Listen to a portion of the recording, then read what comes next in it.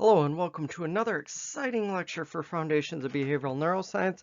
In this lecture, we're going to be talking about sleep and biological rhythms. Now, this is a bit longer of a chapter, but I'm going to try and keep the lecture down to under an hour. So some of the slides I'm going to just kind of breeze right over. I'll talk about them briefly, but I'll skip over. These slides are posted so you can go to the slides and read that there. Some of the slides I even put extra things in the notes so you can get extra from there. But as far as the lecture, some of these slides, especially like I said, the biological stuff, not the biological rhythms, the biological side of things, that I'm not going to talk about as much. So for this set of slides, we're going to talk about sleep stages, we're going to look at sleep cycles, we're going to look at sleep in the brain, and that's what I'm going to skip over, or not necessarily skip over, but go over quicker. We'll look at some biological clocks, and we'll finish up with some of the sleep disorders. So I'm not going to talk too much about what sleep itself is. Most of us should know what sleep is. So we're going to look more at what is going on with sleep, some of the benefits of sleep, some of the drawbacks of not getting sleep, but how do we measure sleep? Well, first off, we typically use an EEG, and through this, there's other ways to do it. A lot of fitness trackers can do it now, but they're not as accurate. So an EEG is going to basically record surface electrical activity on the brain. So brain activity on the surface. It's measuring electrical patterns on the surface. And what it comes down to is we've got stages, and these stages are depending on what is going on with the electrical activity. So in waking, we have alpha and beta activity. In stage 1, and I'm going to point out that stage 1, 2, and 3 are all non-REM, N-R-E-M, non-REM. So stage 1 is where you've got theta activity, and it lasts for about 1 to 10 minutes. Your book might say it different. A lot of different sources will say this as a different amount of time. That being said, it's roughly a short amount of time, and stage 1 is basically when you are falling asleep. It is when your body's transitioning from waking to the later stages of sleep. Stage 2, which we classify as normal sleep or light sleep, lasts typically 10 to 60 minutes within a cycle. Stage 3, which is deep sleep, which is where delta activity is occurring in the brain. This lasts between 20 and 40 minutes in a cycle, though as we'll talk about later, it doesn't necessarily happen in every cycle of our sleep. And then the final one here, REM sleep, rapid eye movement. This is where the majority of our dreaming takes place, and this is where we've got theta and beta activity. So a combination of the two, and this typically lasts 10 to 60 minutes. Let's look at those stages a little bit more. So first you've got wakefulness, and a lot of the research and a lot of the talk about sleeping ignores wakefulness or being awake. The issue here, though, is we actually wake up way more in the night than we realize. Most people if they spend an hour in bed, spend an hour to an hour and a half waking up throughout the night. After the first time they fell asleep, they spend about an hour to an hour and a half waking up. You don't remember this typically. Typically what happens here is you wake up, nothing interesting is happening, you go back to sleep, your mind doesn't encode those into long-term memory because nothing's interesting happening. If something interesting happens, then it gets encoded, but otherwise our brain just doesn't encode most of waking up in the middle of the night into long-term memory. So be aware that more than what a lot of sources will talk about, more of your night when you're asleep is actually spent in these periods of waking up. Then you've got stage 1. Stage 1 again is this transition between sleep and wakefulness. Typically only occurs the first time you're going from wakefulness to asleep, but can occur in later stages, later in the night in that transition as well. This can last up to 10 minutes, though it typically lasts only a minute or two. Hypnic jerks can occur during this time. This is when the body is still Like let's say you start having mental imagery, dreaming, stuff like that, and you jerk real quick. Well, that's because your body's moving in your dream, but it hasn't shut down fully.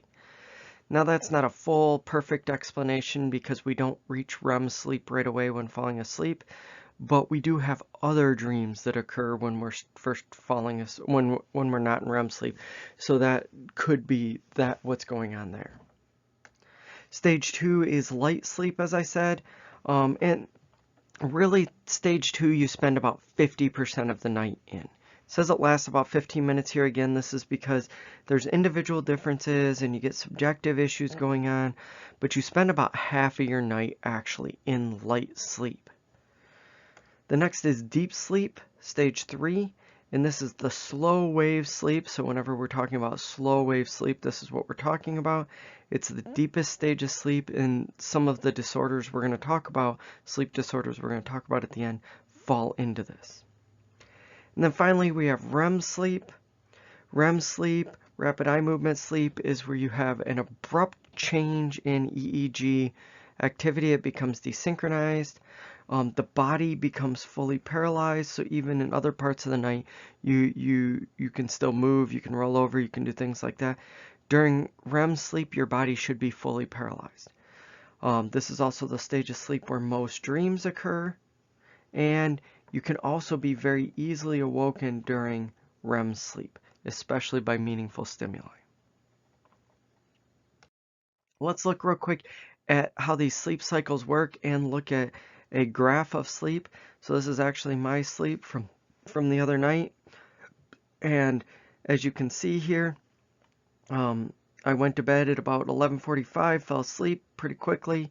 There's probably some time on this where it didn't get it. This is with a fitness tracker, by the way. The one where you get the EEG measurement, I've done that twice.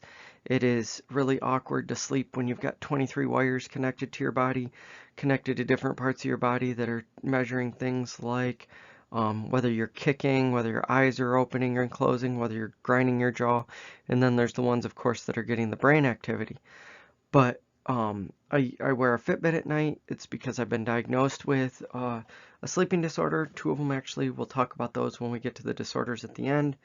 But the point is you see here that I was in bed for about 8 hours and 20 minutes, and I spent 7 hours and 17 minutes of that asleep, but an hour and 2 minutes of it awake. So I was awake over an hour of the 8 hours and 20 minutes that I was in bed.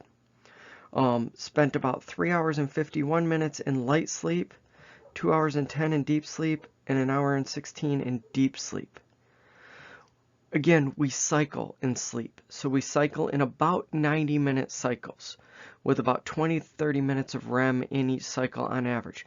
Again, there's individual differences here, so some of these things aren't going to be as accurate, but you also have to be aware that most of our slow wave or deep sleep occurs in the first half of the night, and more of the dream or REM sleep occurs in the later parts of the night. So you see down here, this line down here is deep sleep. This next line is normal sleep. Up here is REM. I'm actually going to erase all 3 of those. We'll do the dark blue down here as deep sleep. Then the lighter blue here is your normal sleep. And finally, the light blue up here is your REM sleep. And when you're looking at this, you can see that early on in the night, I spent most of it in deep sleep. Later on, I spent most of it in REM sleep. But overall, throughout the night, I still spent more than half of the time I was asleep in light sleep.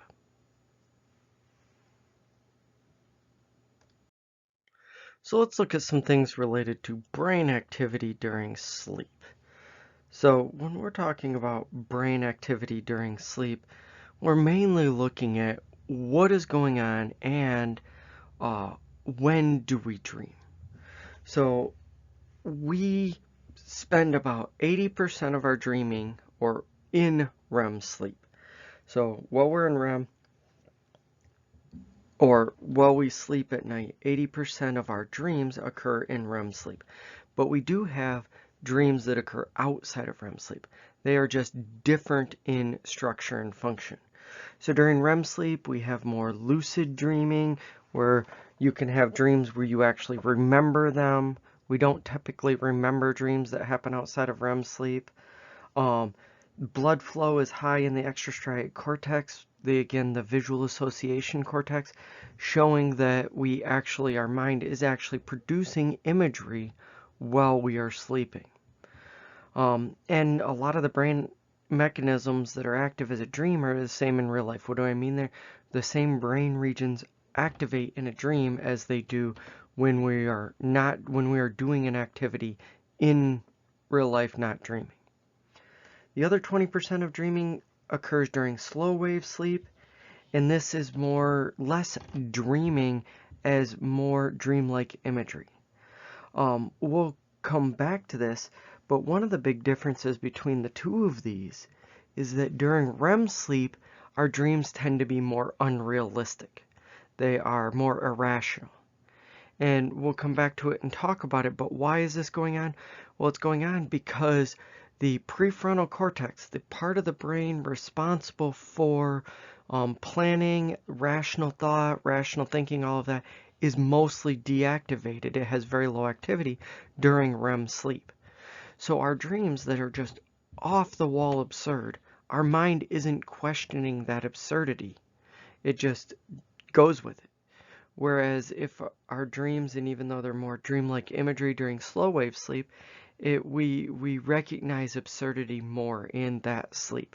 Though again, if you remember your sleep, you are much more likely to remember dreams that occur during REM sleep than dreams that occur during slow wave sleep. As far as sleep deprivation, the effects of sleep deprivation, there are several cognitive functions that are disrupted. The main ones being attention, vigilance, and focus, concentration, and even the ones that are more like rational thought, things like that, they start to get hindered the more time you have without sleep. And extended sleep loss just amplifies this effect, makes it worse. The more sleep you go without, the worse it is. So one of my sleep disorders that I have, something that occurs is sometimes I have a lot of trouble falling asleep at night. It's not insomnia directly. We'll get to it when we talk about the sleep disorders. But the thing is that on those nights, I tend to only get like 4 hours of sleep. So I suffer from sleep loss on the following day. It's relatively rare now that I have this. It usually only happens about once or twice a month, but it does occur, and I really on those days have trouble with attention and focus. We'll talk about some of the drugs later that are used to treat this. On days where I don't get sleep like that, I take modafinil, which is a drug. It's originally designed for narcolepsy, but it basically promotes wakefulness, and it counteracts many of these effects, the deficits that come along with sleep deprivation. However, there are adverse health outcomes with longer term sleep deprivation, and one thing is you can never really regain all sleep lost. Excessive sleep loss is fatal. In rats, where they can do experiments on it, where they force the rats to stay awake, the rats end up dying from it. In humans, where we can't do trials, but we do know people who have fatal familial insomnia, which is a genetic condition that's a progressive insomnia, and it starts out where they just can't have a little bit of insomnia, and it just gets progressively worse to the point where they can't sleep at all. By the time they get to the point where they can't sleep at all, basically no one lasts a year after that point. They end up dying from that. There is damage to portions of the thalamus that cause this, and it just really causes a deterioration in health. One of the things we know about this is that sleep destroys free radicals and prevents their damaging effect. It doesn't destroy all free radicals, but it does destroy some free radicals. We still have free radical buildup over time. Actually, interestingly enough, there's a viewpoint out there that there's 10 things we have to solve to reach essential immortality as humans, and 4 of them are basically related to the aging, degradation, how the body degrades as we age. One of those is free radicals. If you're interested in more of that, there's some YouTube videos out there. I really strongly recommend them.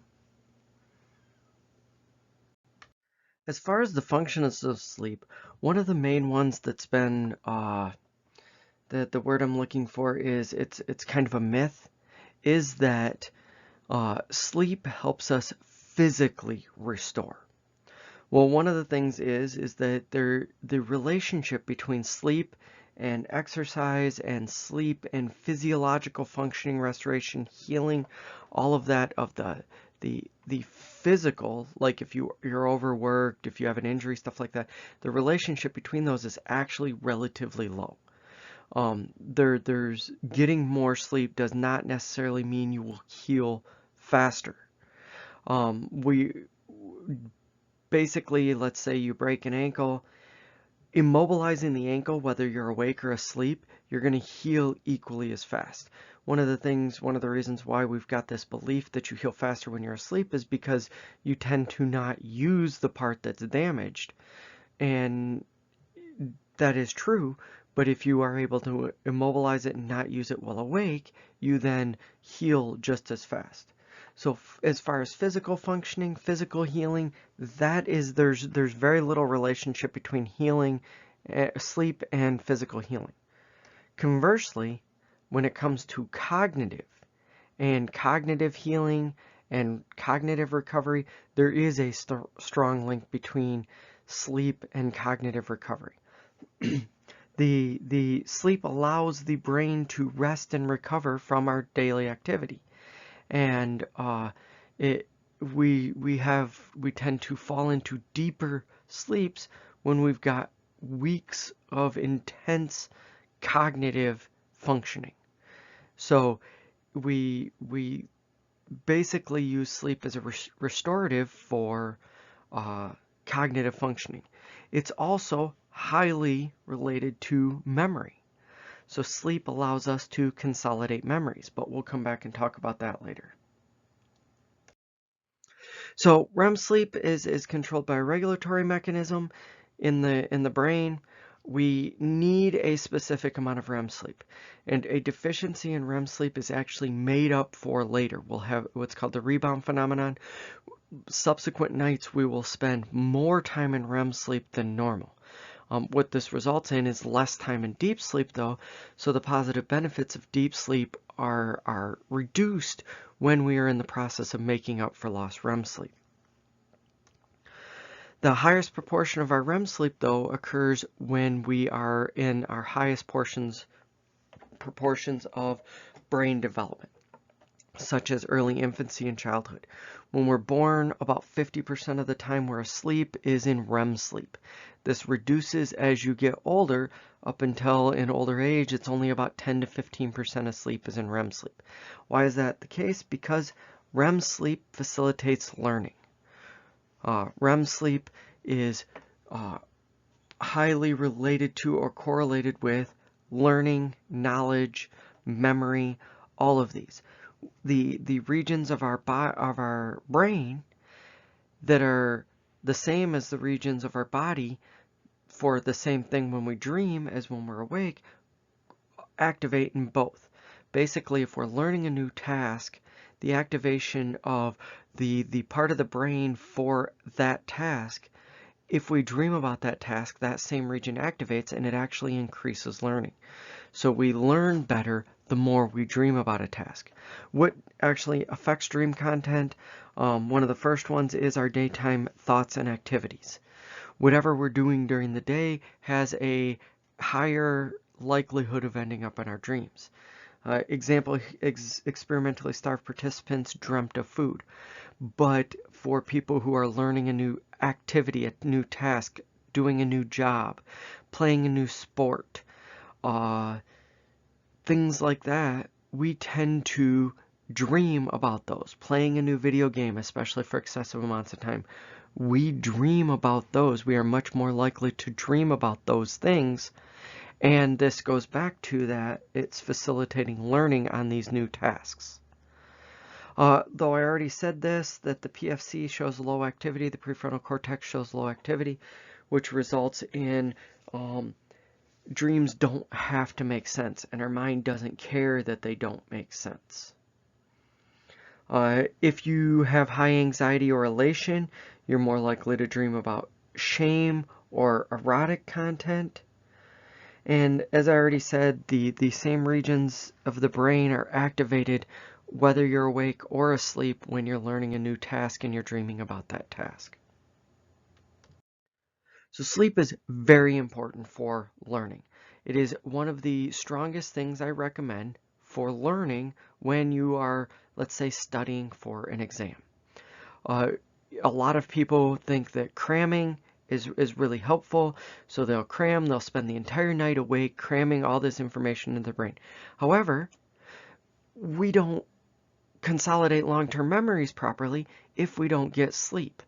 So if you cram and spend all night awake, just all night studying, you go to take that exam, you're less likely to do well than if you just spent a couple hours studying and got a good night's sleep.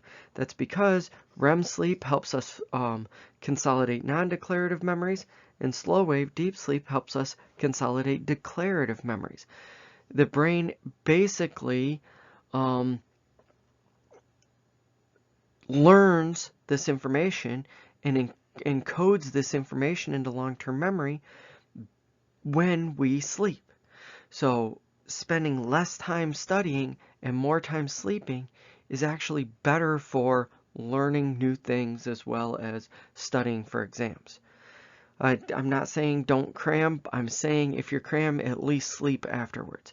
Even short periods of time of sleep, such as with just naps, improve task performance on memory tasks.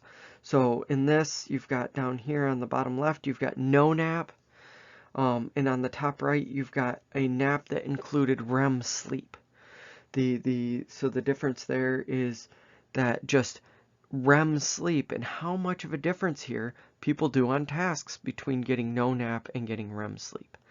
The best thing you can do for studying is to have shorter periods of time of studying followed by sleep, naps, or full sleep. The next best, if you have to cram but get a good night's sleep. It's way better than cramming and not getting a good night's sleep. So now I'm into the slides where I'm going to move a little bit faster. We're going to start talking about the brain and the neurotransmitters responsible for this.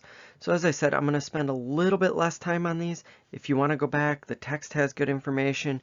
These slides, even in the bottom below the slides, I put comments in most of them. So use that for supplemental. I just kind of want to give an overview. So sleep regulation. The brain actually produces sleep promoting substances, one main one that does accumulate during the day during wakefulness and is destroyed during sleep. And this is one of the main things that leads to drowsiness. And this is adenosine. Adenosine. I can talk today. This is a neuromodulator that promotes sleep. If we prolong wakefulness, this accumulates and basically causes a lot of the negative cognitive things related to sleep deprivation. So this is something that accumulates during the day and is wiped out at night, and it basically makes us sleepier, is a way to look at it. And there are genetic factors that affect then the duration of the slow wave sleep where this is destroyed. So that's the one at the top, and you see it here at the top. That's related more to, you see it doesn't have the brain region here. This is when it's basically increases during wakefulness and then is diminished during sleep. And the longer we're awake, the more it increases. Then we've got 5 neurotransmitters, and I've got a slide for each of these. but acetylcholine, norepinephrine, serotonin, histamine, and orexin. And these are the 5 different neurotransmitters that play a role in alertness specifically, alertness and wakefulness. They are the neurotransmitters that is related to arousal. So if the opposite of wakefulness, alertness, and arousal is sleep, then these are ones that are going to be lower when we sleep. The first one is acetylcholine, and this is basically high during waking, but also high during REM. So you can see over here that when we're awake, it's high. When we're in slow wave sleep, it's low, but when in REM, it's also high. So this is one of the ones where this neurotransmitter helps like determine the different phases, because it is higher during REM sleep than it is during slow wave sleep, and even higher than that during waking sleep. Norepinephrine is, again, adrenaline. It's an agonist that produces arousal and sleeplessness. This is during most waking, it is pretty constant, but as we start to get drowsy at night, it diminishes in the evening. So in the evening, this reduces. When we're in slow wave sleep, there is levels of it, but it tends to decrease the longer we're in slow wave sleep, and when we're in REM sleep, it tends to be baseline. It tends to be very low. And I'll point out here that we don't just, if you'll recall from earlier, we don't just go from waking to slow wave to REM to waking. No, we go through the cycles of sleep. And norepinephrine follows those cycles of sleep as well. So in slow wave sleep, it's higher than in REM sleep, and it just diminishes as slow wave sleep goes on. It's flat at REM, and then it'll go back up in slow wave and diminish.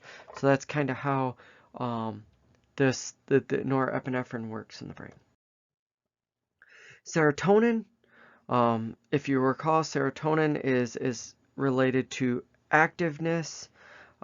It's related to things like depression and stuff like that. So what we know about serotonin is highest early and active in waking.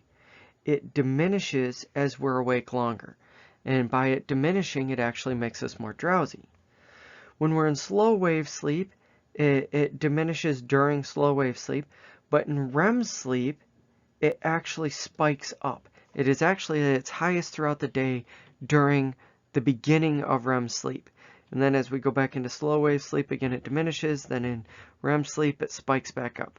So serotonin has high spikes during REM sleep. The next two are histamine and orexin. Histamine and orexin are both high when we're awake, low when we're asleep. It doesn't matter what time we're asleep. So histamine specifically just is increases cortical activation and arousal. So we're not going to really talk about that one. But orexin is one that's interesting because orexin is actually highly related to alertness or awakeness. Modafinil, which is a drug I've talked about a few times, modafinil or Provigil, it was a drug originally used to treat narcolepsy, and it basically promotes wakefulness, alertness, by stimulating the release of orexin. So orexin is a drug that is released as a result of taking modafinil, and this is why modafinil has such a profound effect on wakefulness, because it promotes the release of a neurotransmitter that is for wakefulness. I've talked about modafinil a few times in here. Modafinil is, like I said, a drug that was originally used to treat narcolepsy. Now it's being used to treat a lot of different things. It's also called the IQ drug because in most people it increases IQ by a few points, not enough to really make a difference, but by a few points. It has less side effects than many other drugs, and it's actually not a stimulant or not a direct stimulant itself. So most people won't feel like the exhilaration effects that come with stimulants. So it doesn't tend to be a drug that's used as a recreational drug. It's just a drug that promotes wakefulness, so it's used by people who need to be awake. So people who do shift work, who have trouble being awake at night, they can be prescribed this because it helps them stay awake. It tends to, for more people, not result in the same level of crash that you get from other stimulants like caffeine as well.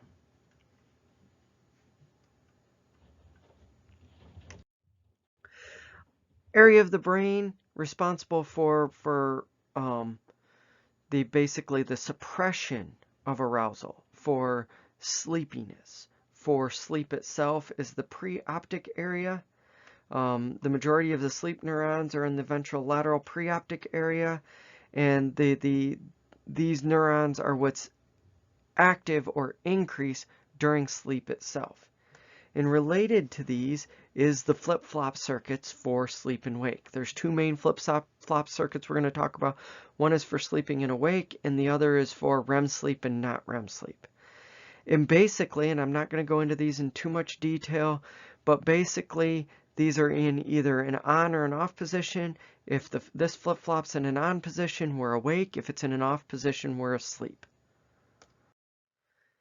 So for this an example here, in the on position, you get an alert waking state.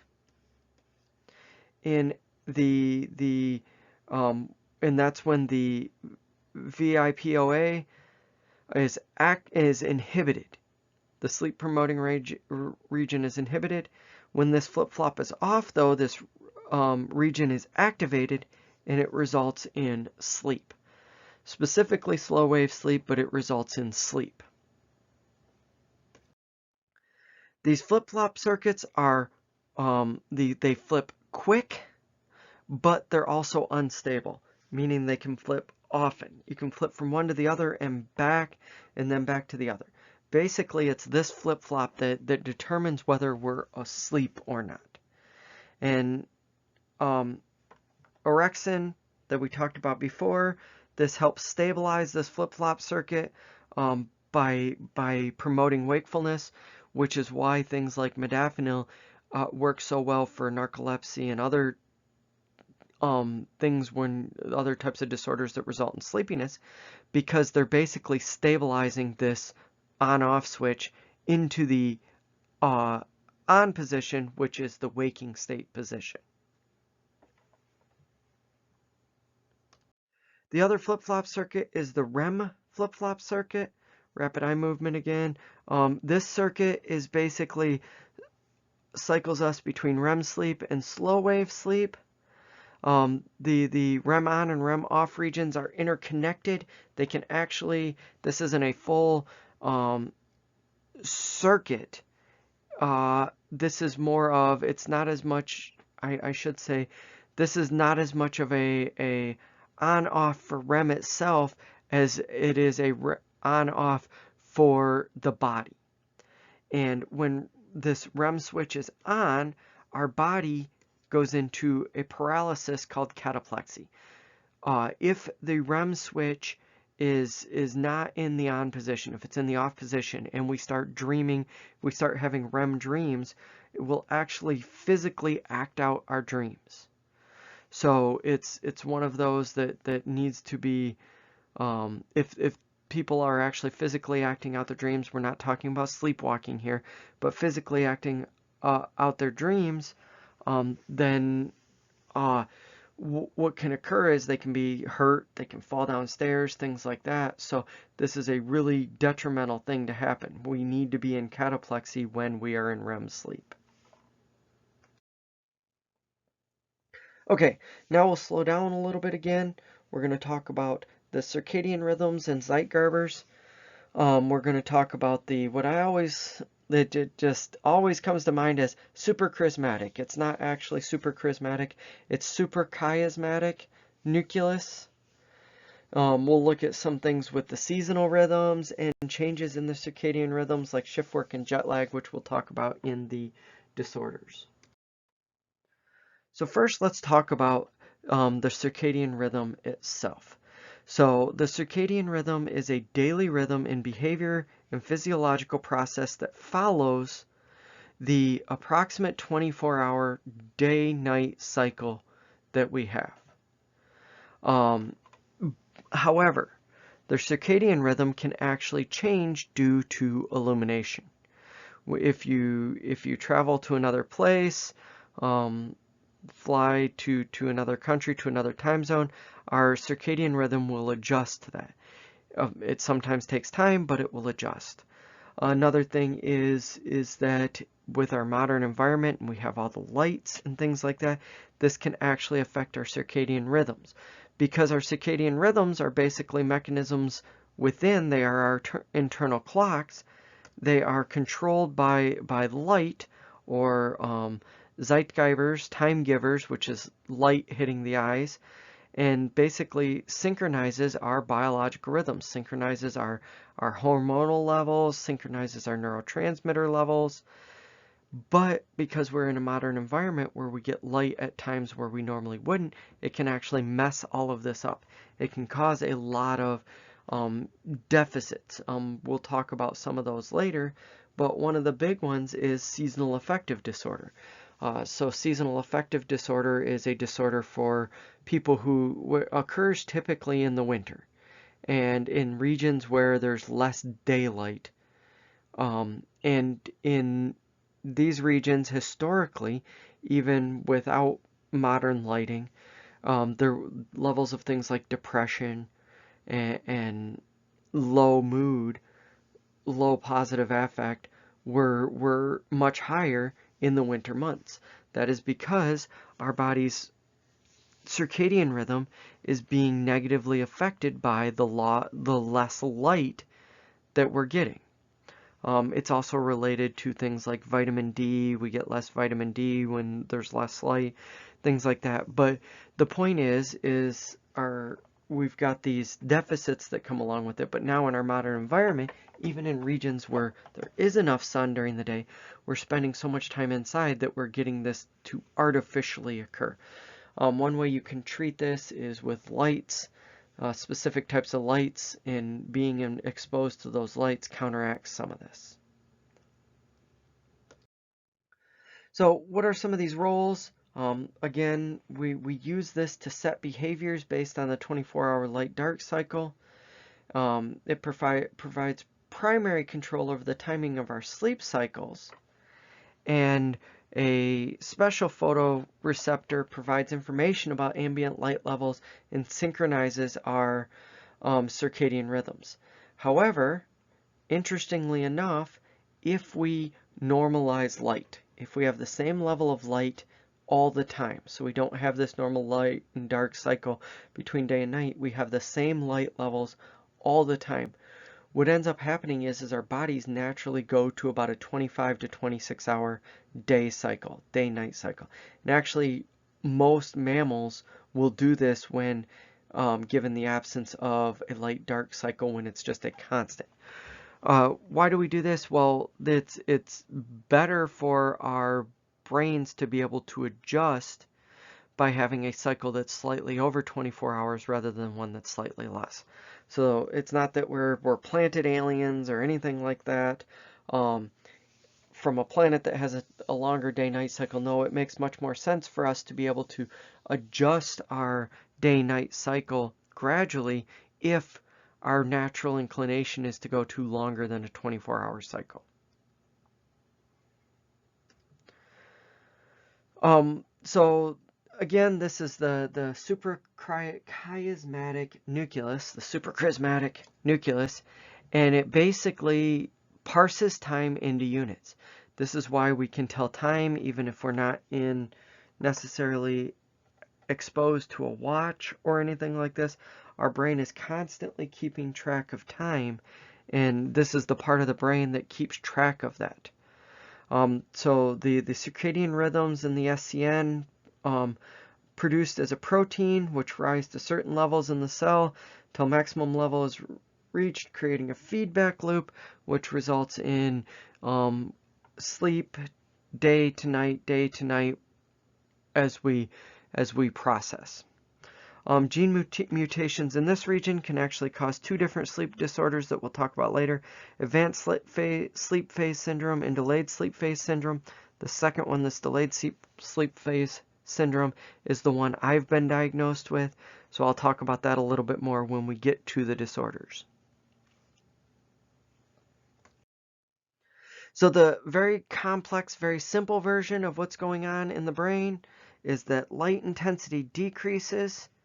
The retinohypothalamic tract sends a message to the suprachiasmatic nucleus, the SCN of the hypothalamus, which sends information to the pineal gland, which releases melatonin, which results in drowsiness.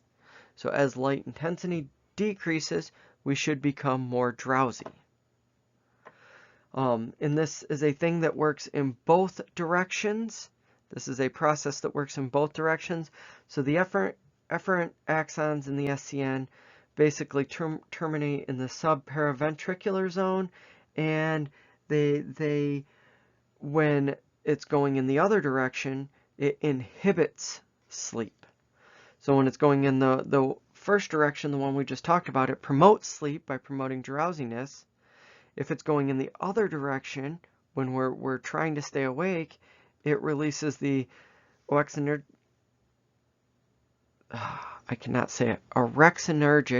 neurons and promotes wakefulness.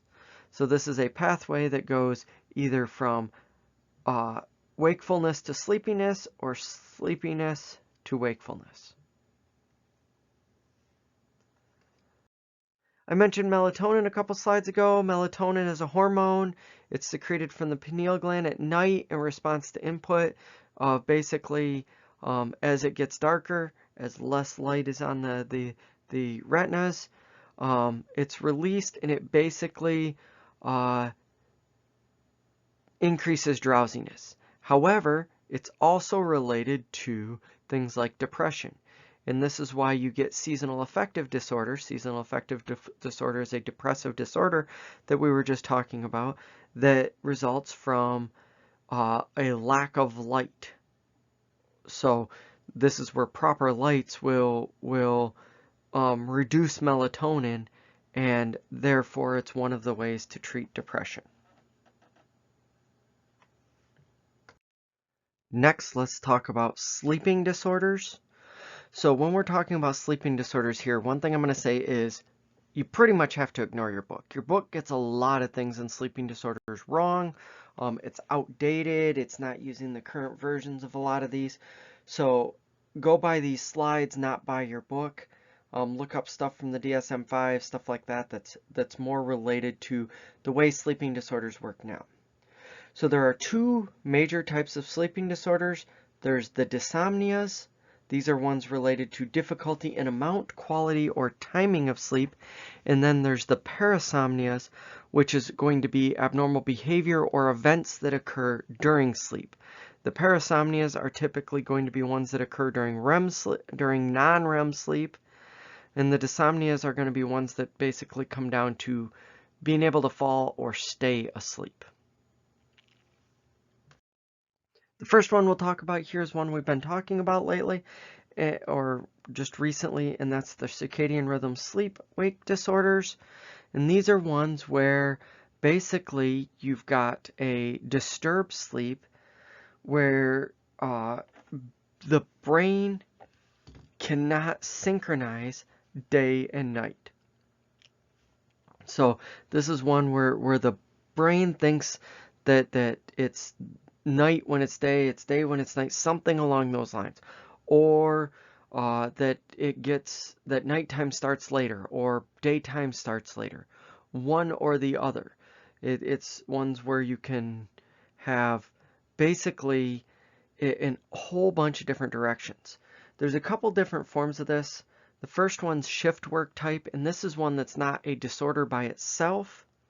This is one where it can be a caused disorder by someone working third shift and their brain not being able to adjust to that.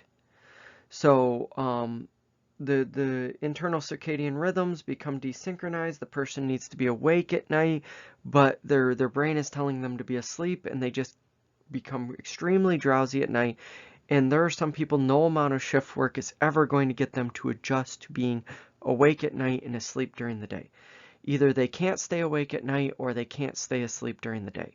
There are drugs that can help with this, but if this is the case, I always am going to recommend that people who have this type of issue, the best thing you can do is get a job that's working when you are naturally want to be awake. It just doesn't work long term. It has negative health consequences. The drugs that you take have side effects. When it comes to shift work, yes, there are certain jobs that need to be done at night, but there are certain people that are better suited to it. It's also why I, with my sleep disorder, we'll talk about it in just a second, which is a circadian rhythm disorder, why my brain wanted to be awake at night and asleep during the day, why it was perfect for me when I worked third shift. I never got drowsy at night when working third shift. I always got drowsy during the day. And even now, I've gotten a lot better at it, but I do have more trouble working between the hours of like 5 a.m. and 2 p.m. I have much more trouble working during those hours than I do of other hours of the day because my brain still naturally wants to be asleep during that 5 a.m. to 2 p.m. time period. Another type is the familial type, and this is where you've got a genetic component going into it. But then the final one, the one we'll talk about a little bit, is delayed or advanced sleep phase type. And this is where a person's biological clock is fixed, but it's fixed at an earlier or later time. The familial type is usually just there is no specific time. One day it can be at one time, the next day it can be at another. The delayed or advanced type is where it's at a different time.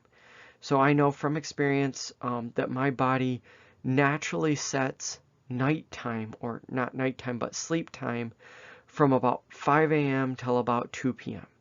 5 a.m. till about 3 p.m., right in there. If you try and wake me up at 7 a.m. when I'm letting myself do this, again, historically it was way worse. So like in high school, if you tried to wake me up at 7 a.m., even if I'd been awake since midnight, waking me up at 7 a.m.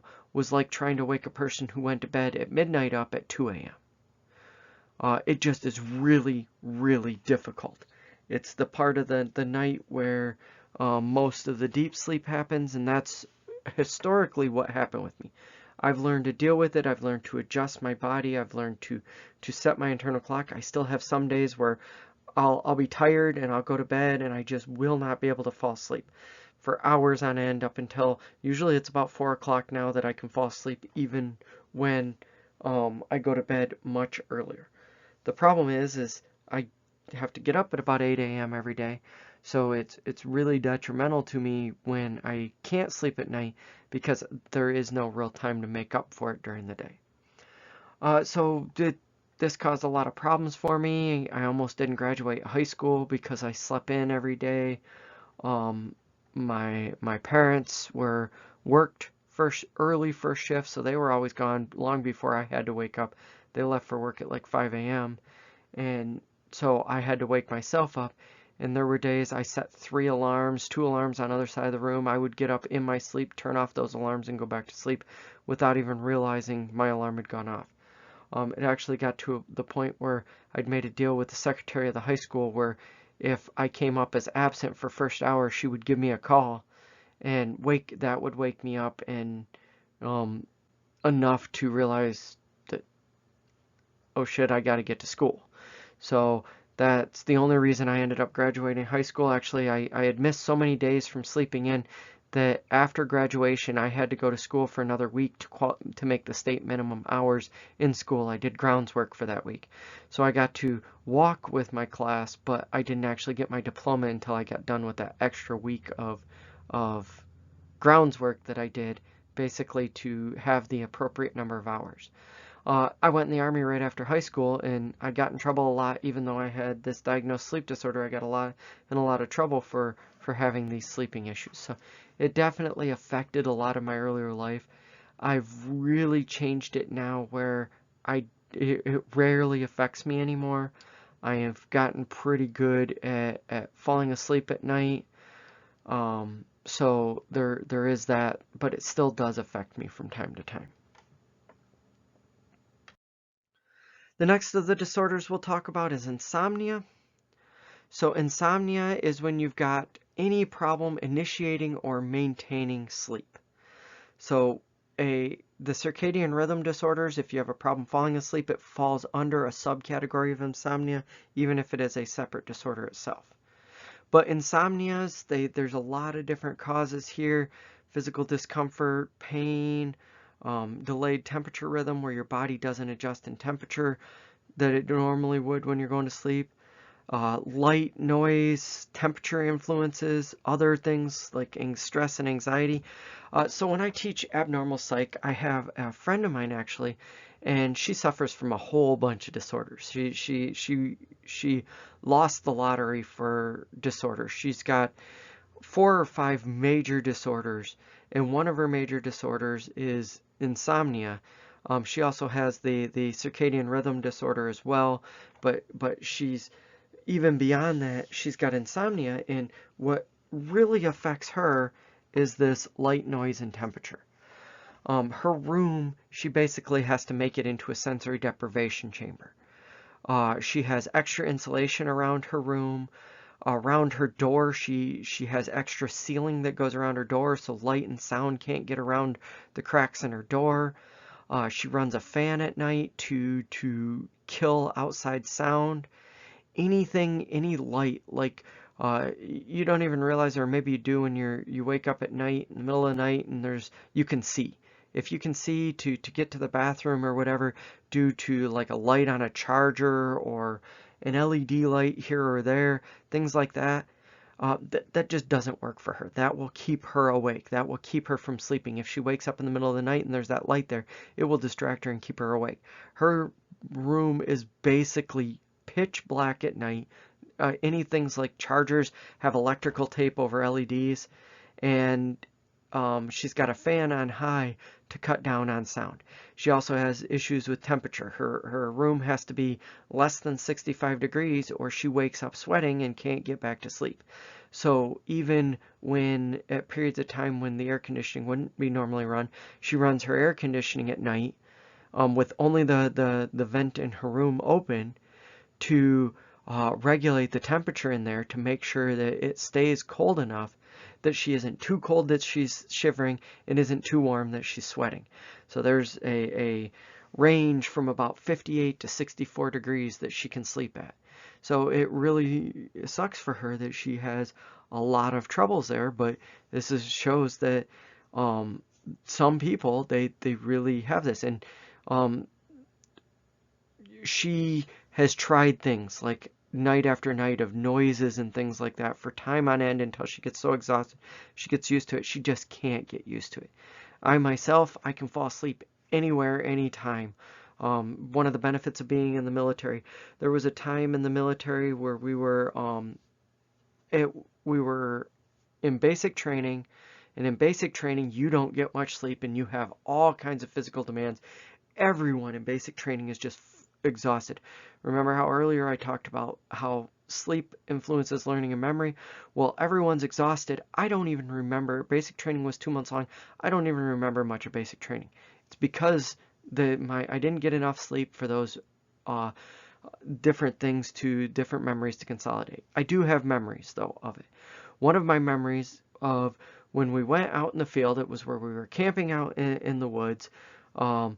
It had started raining really, really bad. It was this happened in July, early July, so it could have been that there was a hurricane coming. That's something they're not going to tell the troops or there was a tropical storm coming or something like that. It was in South Carolina, so all I know is that it was a really bad storm, and the storm was so bad that they were going to cut short our night of sleeping out in the woods, where we were training on sleeping out in the woods. They were going to cut short our night of sleeping in the woods and bus us back to the barracks. However, we had to basically break down our tents, and then on this dirt path, on this dirt road, we had to wait for the buses to get there, and we had to wait over an hour for the buses to get there. So it is pouring down rain, about as hard of rain as you can get. We have nothing on us to keep off the rain except ponchos. We have these ponchos that we've got wrapped around us that are basically keeping off the rain. And we are all sitting down in the middle of the night on this sand road. I fell asleep.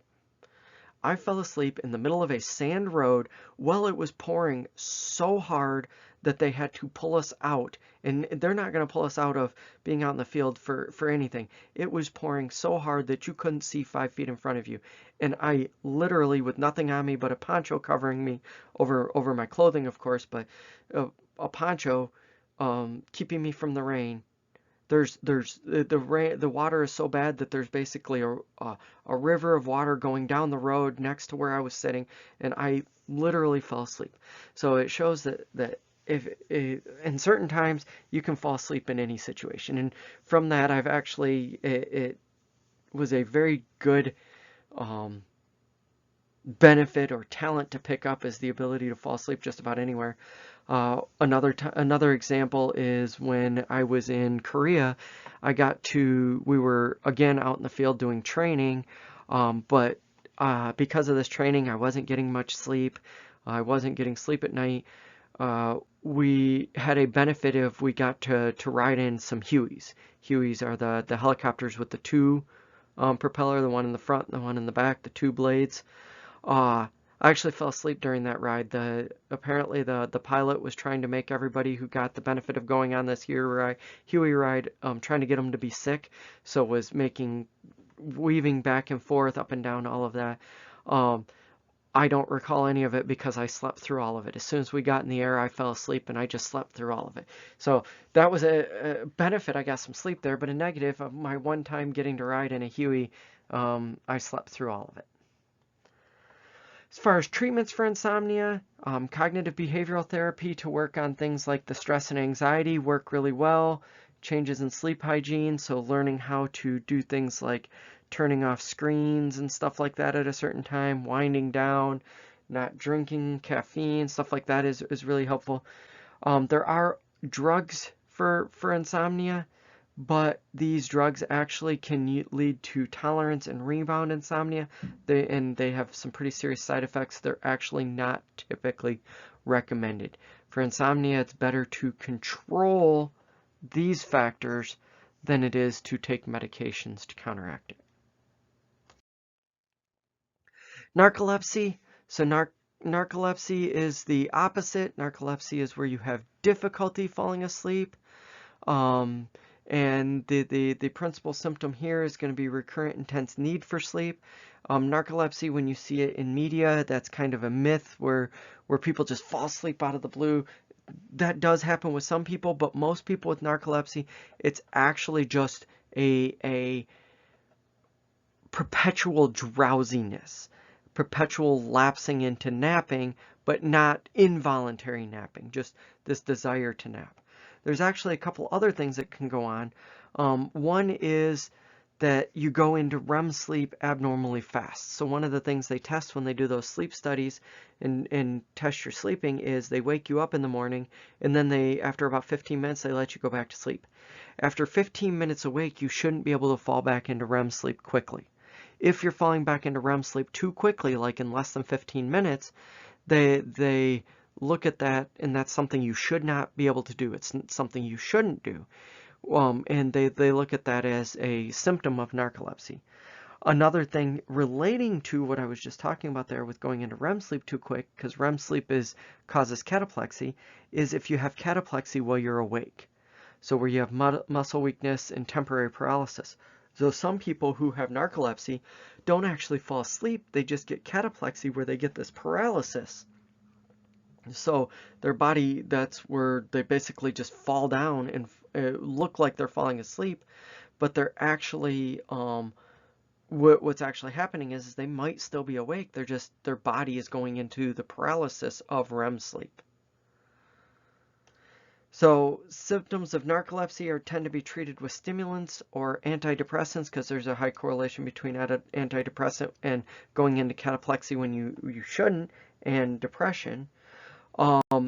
Modafinil is one of the ones, again, going back, treated for this.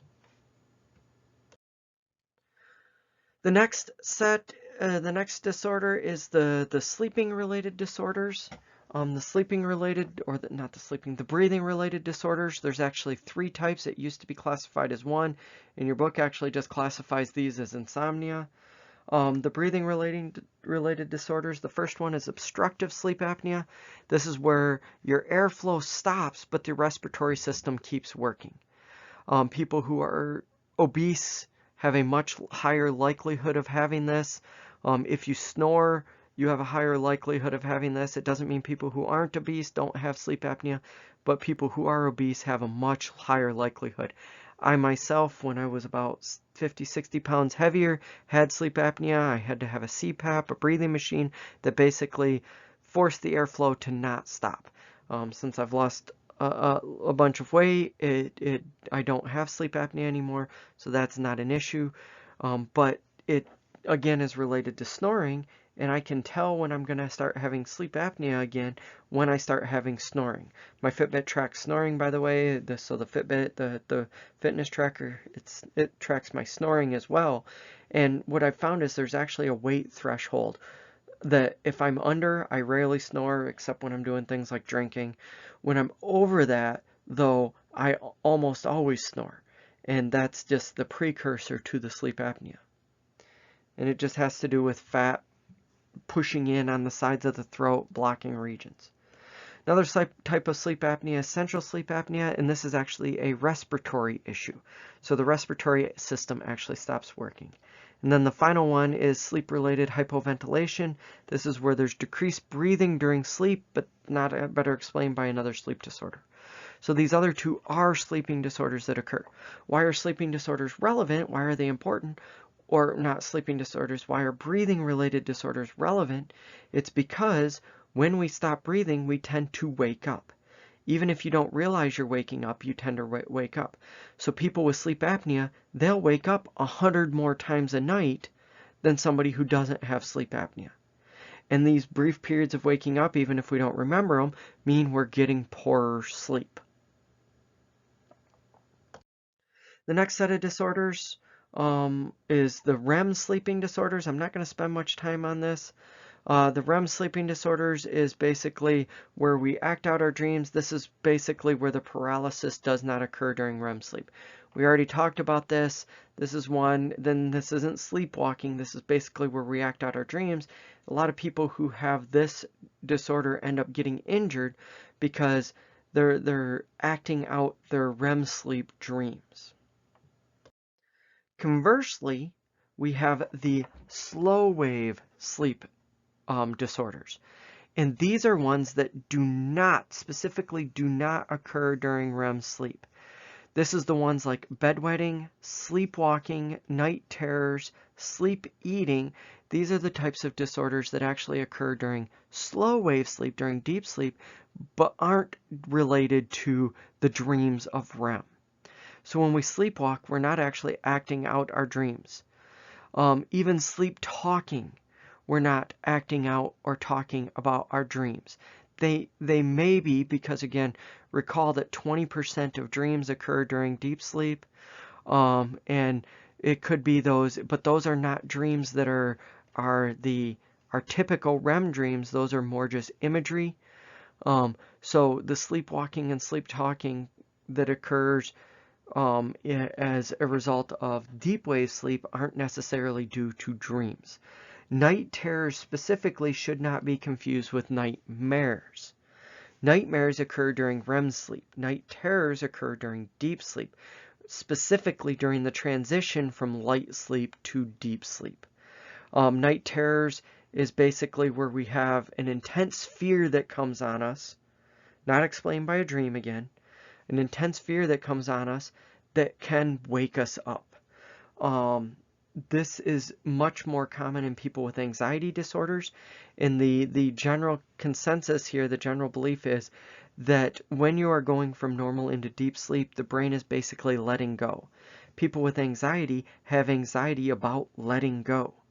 So it's the night terrors is basically anxiety acting up because the brain is letting go. So that's it. Went just a little bit over an hour as I expected. We talked about the sleep stages. We talked about the sleep cycles. We looked at sleep in the brain very briefly. I breezed through that. We looked at the biological clocks, and we finished up with some of the sleeping disorders. Thanks. Come on back.